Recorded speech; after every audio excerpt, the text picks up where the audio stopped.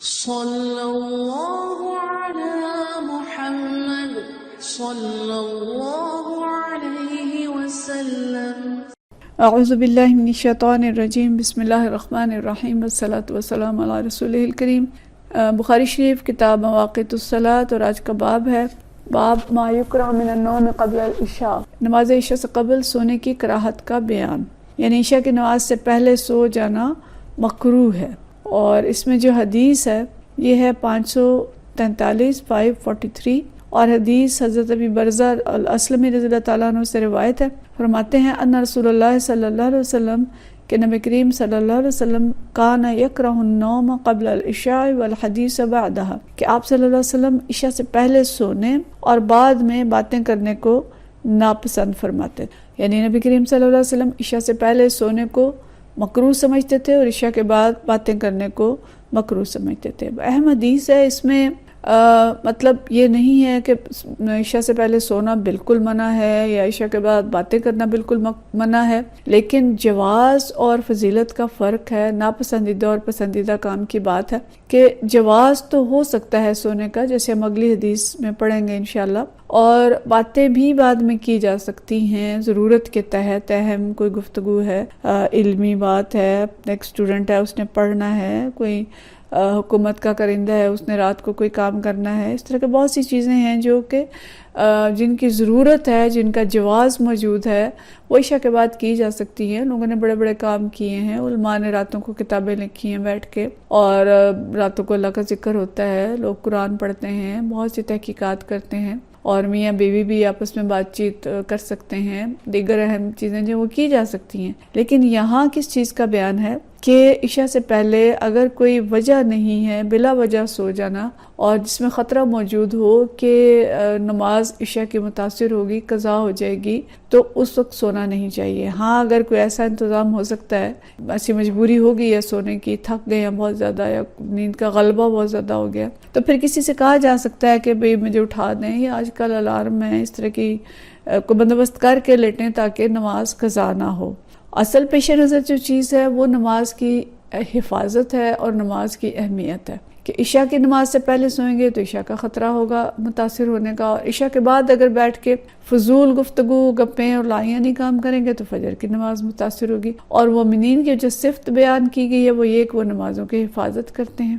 سورۃ مومنون اور سورۃ المعارج دونوں کے اندر جو مومنین کی صفات آئی ہیں، وہاں پہ یہ بات آتی ہے کہ ہم عن صلاتہم یحافظون، کہ وہ اپنی نمازوں کی حفاظت کرتے ہیں۔ تو نمازوں کی حفاظت کے اندر یہ چیز شامل ہے کہ ایسے کام کرنے سے گریز کیا جائے جن سے آنے والی نماز متاثر ہو۔ اب یہ چیز جو ہے عشاء سے پہلے سونے سے بھی ہوگی بلا وجہ، اور عشاء کے بعد گفتگو اور لا یعنی کام کرنے سے بھی ہوگی، تو دونوں باتوں سے کراہت کی گئی۔ نبی کریم صلی اللہ علیہ وسلم نے دونوں کو ناپسند کیا کہ اس سے نمازیں جو ہیں وہ متاثر ہوں گی۔ تو دیکھیں کہ آج ہماری جو زندگیاں ہیں وہ چلیں عشاء سے پہلے سونے کا تو کم ہی میرے خیال میں ایسا جواز ہوتا ہے، سوائے کوئی بہت تھکا ہوا شخص تو مزدور ہے، یا کوئی ایسے شخص بیمار ہے، اس کو اونگ آ گئی، اس کی گنجائش موجود ہے، یا عورتیں زیادہ تر ایسا ہوتا ہے کہ وہ بچوں کو سلانے کے لیے لیٹتی ہیں اور خود سو جاتی ہیں اور ان کی عشاء کی نماز خراب ہو جاتی ہے۔ تو بچوں کو سلانے کا بندوبست بھی کوشش ہو کہ اس طرح کا ہو کہ اس میں خود نہ سوئیں، اور اگر لیٹ ہی رہے ہیں تو پھر کسی سے کہہ کے لیٹیں کہ اگر میں سو گئی تو مجھے اٹھا دینا، یعنی اس چیز کا اہتمام ہو کہ نماز خراب نہ ہو۔ لیکن جو عشاء کے بعد کی زندگی ہے وہ ہماری اسلامی رویوں سے اور اسلامی اقدار سے اب بہت زیادہ ہٹ چکی ہے، اور ہم سب کو اس کی فکر کرنی چاہیے کہ بجلی آنے کے بعد، بجلی آنے سے پہلے تو یہ ہوتا تھا، شاید ہماری عمر کے لوگوں نے اس چیز کو دیکھا ہوگا کہ جب بجلی نہیں ہوتی تھی تو بس مغرب کے بعد جلدی جلدی عشاء پڑھتے تھے، کھانا پہلے کھا لیتے تھے عموماً، اور مغرب کے فوراً بعد کھانا کھایا، عشاء پڑھی اور سو گئے۔ لیکن جب بجلی آ گئی تو آہستہ آہستہ زندگی کے رویے جو ہیں وہ بدلنے لگ گئے، اور اب بجلی کے ساتھ جو میڈیا آ گیا ہے، ٹی وی آ گیا ہے، موبائل پیکیجز آ گئے ہیں، تو انہوں نے زندگی بالکل بدل کے رکھ دی ہے، اور ڈرامے رات گئے تک چلتے ہیں، فلمیں چلتی ہیں، اور موبائل پیکیجز تو ہوتے ہی رات بھر گپے مارنے اور گفتگو کرنے کے ہیں۔ گویا راتیں کام کی باتوں میں یا کام میں جو گزرنا ہے وہ تو ایک الگ بات ہے، زیادہ تر راتیں لہو و لعب میں گزرتی ہیں، اور بعض لوگ جو ہیں وہ بڑے فخر سے کہتے ہیں ہم گئے جی اپنی بہن کے گھر گئے، بھائی کے گھر گئے، ہم ساری رات گپے مارتے رہے. یہ کوئی پسندیدہ چیز نہیں ہے. ہاں ساری رات بیٹھ کے آپ آپس میں اگر دین پڑھتے ہیں یا اچھی باتیں کرتے ہیں، آپس میں کچھ سیکھنے سکھانے کا پروسیس کرتے ہیں تو وہ پھر بھی ایک اچھی بات ہے. لیکن ساری رات بیٹھ کے صرف گپے مارنا، کہکہے لگانا اور ٹھٹھے مارنا اور بس بیٹھے رہنا، تو یہ چیز کوئی ایسی پسندیدہ بات نہیں ہے. اور ایسا کریں گے دیر تک تو اس سے دل بھی مردہ ہوگا، اور اس کے نتیجے میں جب دیر سے سوئیں گے تو صبح کی نماز کے لیے اٹھنا بھی مشکل ہوگا. اور ایسے لوگوں سے آپ اگر کوئی سروے کر کے دیکھیں تو اکثریت کی فجر کی نماز جو ہے وہ قضا ہوتی ہے. تو نماز فجر کی حفاظت کرنا صرف یہ نہیں ہے کہ ہماری نماز تو قضا نہیں ہوتی، لیکن بالکل آخری وقت میں اٹھ کے پڑھتے ہیں اور چھوٹی چھوٹی صورتیں پڑھی اور نماز کو ختم کیا اور پھر سے بستر پہ گر گئے. یہ بھی کوئی پسندیدہ نماز نہیں ہے. یعنی نماز فجر کی جس کی حفاظت نبی کریم صلی اللہ علیہ وسلم فرماتے تھے، اور ہم پیچھے پڑھ چکے ہیں کہ آپ صلی اللہ علیہ وسلم 60 سے 100 تک آیات فجر کی نماز میں پڑھتے تھے. چلیں 60 آیات والے کوئی صورت ہمیں نہیں آتی تو کوئی اتنی تو آتی ہوگی جس میں 20-30 آیات ہوں. اتنی آیات تو ہم پڑھتے ہوں یا 2 صورتیں ہم ملا کے پڑھ لیتے ہوں، اور فجر کی نماز کے اندر خشوع ہو اور ایک توجہ کے ساتھ نماز پڑھی جائے کہ فجر کی نماز کے وقت فرشتے حاضر ہوتے ہیں. کیا اس چیز کی کوئی کیفیت ہے؟ اور یہ کیسے ہو سکتی ہے؟ ظاہر ہے یہ اسی صورت میں ہوگی جب ہم رات کو جلدی سوئیں گے، اتنی نیند لے لیں گے کہ فجر کی نماز میں اونگ نہ رہے ہوں اور بستر پہ گرنے کی دوبارہ جلدی نہ ہو، اور تسلی سے نماز پڑھیں، اور پھر فجر سے لے کے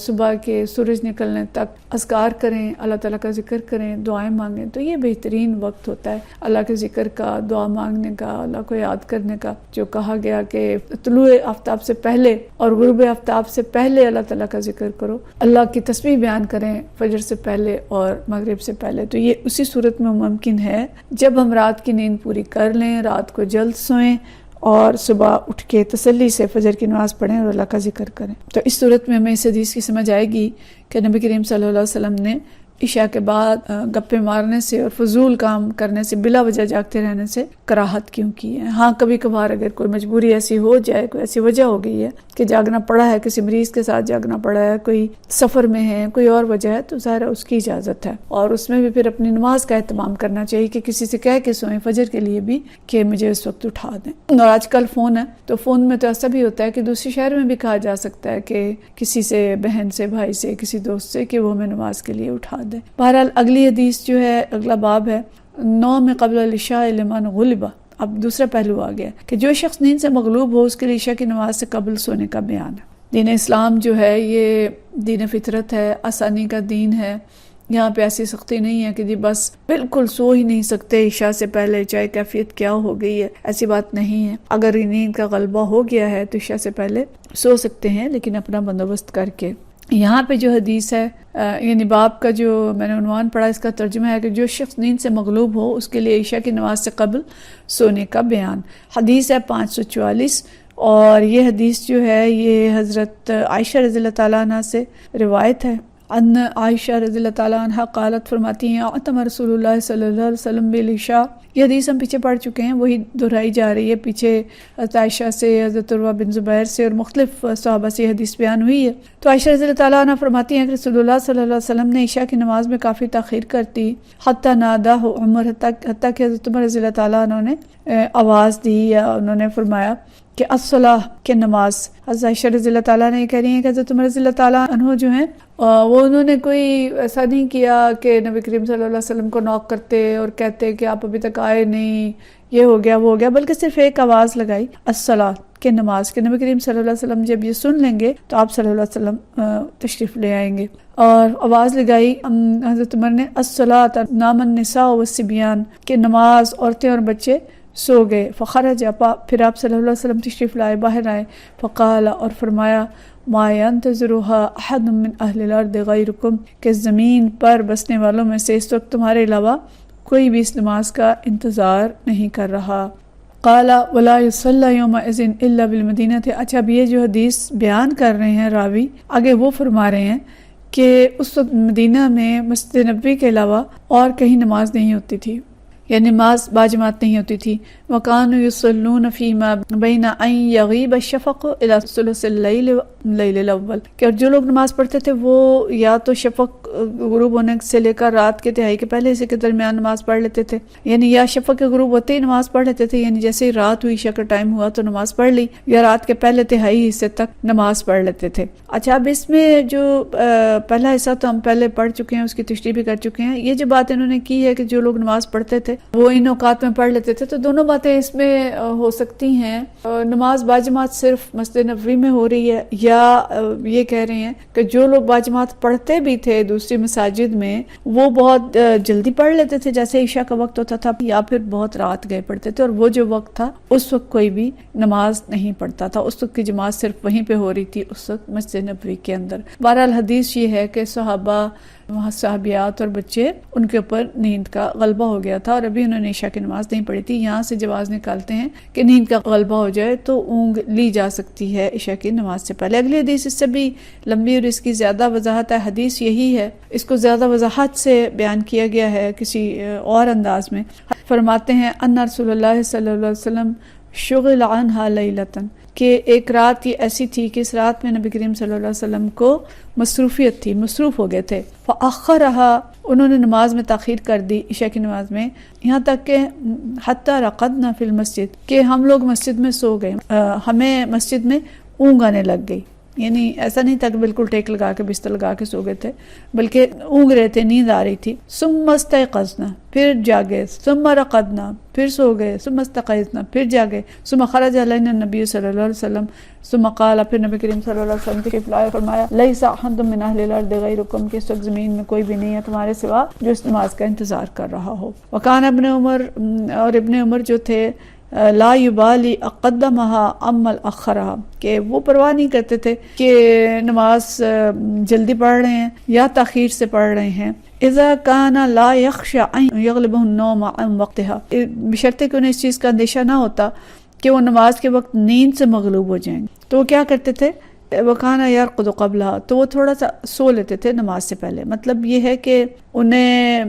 پرواہ نہیں ہوتی تھی کہ وہ سوئیں یا جاگیں، کس طرح سے وہ نماز پڑھتے ہیں۔ البتہ انہیں اگر اتنی فکر ہوتی تھی کہ نماز میں نیند نہ آئے، کہ اگر نماز میں نیند آئے گی تو نماز خراب ہوگی۔ اگر ان کی کیفیت ایسی ہوتی تھی کہ انہیں نماز میں نیند آنے کا خدشہ ہوتا تھا تو وہ نماز سے پہلے تھوڑی سی اونگ، تھوڑا سا سو لیتے تھے، اور اگر ایسا ڈر نہیں ہوتا تھا تو پھر وہ نماز دیر سے بھی پڑھ لیتے تھے۔ اب یہ یعنی حدیث تو پہلا حصہ تھا، اگلا جو ہے یہ صحابہ کرام اپنی بیان کر رہے ہیں، مختلف صحابہ سے یہ چیزیں جو ہیں بیان ہو رہی ہیں۔ قال ابن جریج قلت لعطاء، ابن جریج کہتے ہیں کہ میں نے عطاء سے کہا، کہ عطاء بن ابی رباح یہاں مراد ہیں، فقال سمعت ابن عباس یقول، ابن عباس کو میں نے یہ کہتے ہوئے سنا ہے، عتم رسول اللہ صلی اللہ علیہ وسلم لیلۃ بالعشاء حتی رقد الناس، نبی کریم صلی اللہ علیہ وسلم نے نماز میں اتنی دیر کر دی عشاء کی کہ لوگ سونے لگے، واستيقظوا، پھر جاگے، ورقدوا، واستيقظوا، پھر سو گئے، پھر جاگے۔ فقام عمر بن خطاب فقال الصلاۃ، تو عمر بن خطاب کھڑے ہوئے اور انہوں نے فرمایا الصلاۃ۔ قال عطاء، عطاء کہتے ہیں قال ابن عباس، ابن عباس فرماتے ہیں، یعنی عطاء بن رباح بیان کر رہے ہیں حضرت ابن عباس سے، تو ان کی بات کو وضاحت کر کے بیان کر رہے ہیں۔ فخرج النبی صلی اللہ علیہ وسلم کأنی انظر الیہ الآن، دیکھیں پیار کا انداز کتنا ہے کہ وہ کہتے ہیں کہ میں ابن عباس کو میں نے یہ فرماتے ہوئے سنا کہ ایک رات نبی کریم صلی اللہ علیہ وسلم نے عشاء کی نماز میں تاخیر فرمائی، یہاں تک کہ لوگ سو گئے، پھر بیدار ہوئے، پھر سو گئے، پھر بیدار ہوئے۔ پھر عمر رضی اللہ تعالیٰ انہوں نے کہا کہ الصلاۃ الصلاۃ، تو عطا کہتے ہیں کہ حضرت عبداللہ بن عباس نے کہا کأنی انظر الیہ الآن، کہ جیسے میں اب بھی دیکھ رہا ہوں، یعنی منظر بیان کیا، یقطر رأسہ ماء، کہ آپ صلی اللہ علیہ وسلم کے سر سے پانی ٹپک رہا ہے، واضعا یدعو علی رأسہ، آپ اپنا ہاتھ اپنے سر پہ رکھے ہوئے ہیں۔ فقال، اور فرمایا لولا اشق علی امتی لامرتہم ان یصلوها ہکذا، کہ اگر مجھے اپنی امت کے متعلق مشقت کا خوف نہ ہوتا تو میں انہیں اسی وقت نماز پڑھنے کا حکم دیتا۔ فاستثبت عطاء كيف وضع النبي صلی اللہ علیہ وسلم على رأسه يده كما انباه ابن عباس۔ ابن جریج کہتے ہیں کہ میں نے تحقیق کی خاطر حضرت عطاء سے عرض کیا کہ جیسے عبداللہ بن عباس رضی اللہ تعالیٰ عنہ نے آپ کو بتایا تھا کہ کیسے نبی کریم صلی اللہ علیہ وسلم نے سر پہ ہاتھ رکھا تھا، تو مجھے بھی بتائیں، یعنی اسی پیار سے وہ دوبارہ ان سے وہ چاہ رہے ہیں کہ وہ منظر بتائیں۔ فبدد لی عطاء بین اصابعہ شیئا من تبدید، تو عطاء نے کیا کیا کہ اپنی انگلیاں کا در کشادہ کی پھر ان کو اپنے سر پہ رکھا. ثم وضع اطراف اصابعه على قرن الراس ثم ضمها يمرها كذلك على الراس حتى مست ابهامه طرف الاذن مما يلي الوجه على الصدغ وناحية اللحية لا يقصر ولا يبطش الا كذلك. اچھا میں نے اس کی پوری عربی پڑھ دی ہے کیونکہ اس کو پورا پڑھیں گے تو پھر سمجھ آئے گی کہ پھر حضرت عطا نے اپنی انگلیاں قدرے کشادہ کی، پھر انگلیوں کے کنارے جو تھے وہ سر کے کنارے پر رکھے، پھر انگلیوں کو اپنے سر پہ اس طرح گزارا کہ انگوٹھے جو تھے وہ کانوں کے کنارے کو ٹچ ہونے لگے. کانوں یعنی جو کانوں کی یہ جگہ جو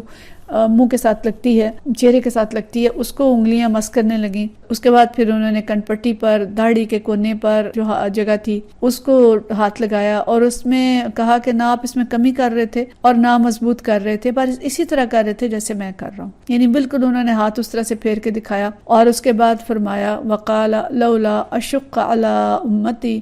لامرتهم ان يصلوا هكذا، کہ اگر امت پہ مشقت نہ ہوتی تو میں انہیں حکم دیتا کہ وہ عشاء کی نماز اس وقت پڑھا کریں. تو یہ باب ہمارا تھا کتاب مواقیت الصلاۃ کا، عشاء کی نماز کا. اور ذکر اس میں یہ ہو رہا ہے کہ اتنی دیر ہو گئی کہ جو لوگ نماز کے انتظار میں بیٹھے تھے انہیں اونگ آنے لگ گئی، بیٹھے بیٹھے اونگ گئے، پھر جاگ گئے، پھر اونگ گئے، پھر جاگ گئے. پھر یہاں تک کہ حضرت عمر رضی اللہ تعالیٰ نے آواز لگائی اور نبی کریم صلی اللہ علیہ وسلم تشریف لائے اور نماز پڑھائی. اور ساتھ ہی فرمایا کہ کوئی تمہاری طرح انتظار بھی نہیں کر رہا، اور یہ کہ اگر تم پہ مشقت نہ ہوتی تو میں کہتا کہ نماز اسی وقت میں پڑھیں. تو مطلب اس حدیث سے جو میں سبق مل رہے ہیں کہ جس شخص پر نیند کا غلبہ ہو وہ عشاء سے قبل سو سکتا ہے، لیکن اپنا بندوبست کر کے. اور عشاء کی نماز کی فضیلت یہاں سے میں پتہ چلتی ہے کہ لوگ بیٹھے ہوئے تھے، انتظار میں بیٹھے تھے، اٹھ کے چلے نہیں گئے، اور ان کے انتظار کے اس عمل کو سراہا گیا اور نبی کریم صلی اللہ علیہ وسلم نے ان کو بشارت دی. اور اگر نماز کا وقت ہے اور امام کسی وجہ سے دیر کر رہے ہیں تو ان کو بتایا جا سکتا ہے، اطلاع دی جا سکتی ہے کہ نماز کا وقت ہے اور لوگ انتظار کر رہے ہیں. اور نماز میں عورتوں اور بچوں کی شمولیت بھی مستحب عمل ہے، عورتیں اور بچے نماز میں شامل ہوں، اچھی بات ہے. اور یہ بات ہمیں پتہ چل رہی ہے کہ اگر بیٹھے بیٹھے سو رہے ہیں، کہیں ٹیک نہیں لگائی تو اس سے وضو نہیں ٹوٹتا، اسی وضو سے نماز پڑھی جا سکتی ہے. بس اللہ تعالیٰ ہمیں نمازیں صحیح طرح سے ادا کرنے کی، نمازوں کی حفاظت کی، نمازوں کی فکر کی توفیق دے، اور نبی کریم صلی اللہ علیہ وسلم کے جو مسنون عمل ہیں ان کو سیکھنے اور سمجھنے کی توفیق دے، اور ہم سب سے راضی ہو جائے. وآخر دعوانا ان الحمدللہ رب العالمین.